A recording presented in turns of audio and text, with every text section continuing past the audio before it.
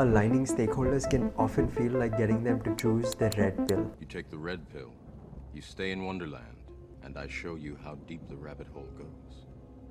Many people don't know this, but product managers have to drive impact through influence and convincing people, because none of the other people working on the cross-functional product team actually report to the product manager. So it's essential to have all stakeholders on the same page. But getting everyone aligned can be a real challenge, especially when you have different goals, objectives, and priorities. I'm going to give you 6 tactics that I have found to be effective and collaborative. And in the end, I'll cover the most important skill that you probably haven't mastered yet.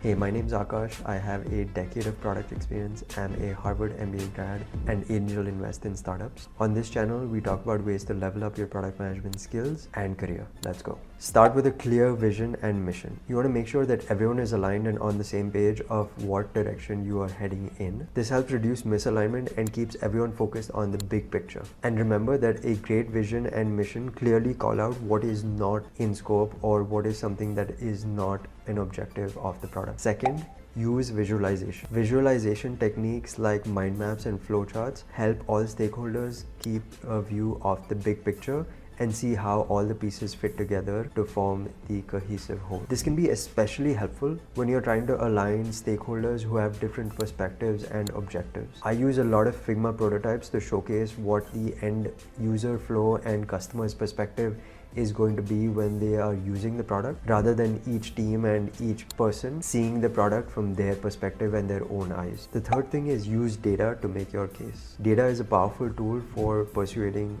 stakeholders. By presenting data-driven arguments, you can help everyone see the value in being aligned and helping the product come to market with a cohesive view and alignment across all stakeholders. People will often give up their personal biases when they are presented with data to back up certain decisions, especially if that data comes from the perspective of the customer or end user of the product. And don't forget, the data even includes qualitative data such as customer interviews or user research sessions. Remember to get stakeholders involved in the process. Invite stakeholders to participate in the product development process itself. This can really help them feel invested and collaborative when they are going through the decisions with the team, rather than just analyzing the decisions or options after the grunt work has been done already. I like to do pre-mortems because they make sure that everyone sees what could go wrong and help everyone stay together to avoid those failures and mistakes. You want to be very transparent. Be open and honest about the progress that you're making with your product, and even share any challenges or setbacks. This can really help build trust and foster a sense of teamwork when everyone comes together, not to point fingers at who made a mistake, but to work together to make sure that a fix is done and the same root cause is not repeated by doing a root cause analysis. When I miss a deadline, for example, I like to do an analysis to see what went wrong and focus back on what is most important for the product to be successful. A random timeline might not make that much of a difference, but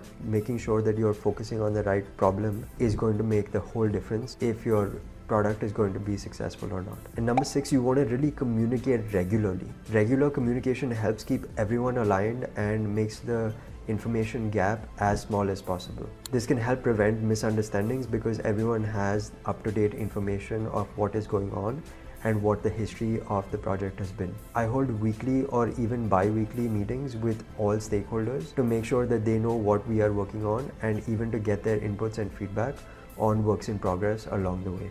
You never want your stakeholders to be surprised at the time of launch. But with all of this, the mistake that most people still make is that they don't know how to tell stories effectively. For your stakeholders to really care about your product, you have to make sure that they are seen as the heroes and your product is the one that is going to help them succeed and achieve their goals. Here I cover the most basic framework for telling stories that is used by all Hollywood movies and all bestseller books. Make sure to really use this when you are communicating with all your stakeholders.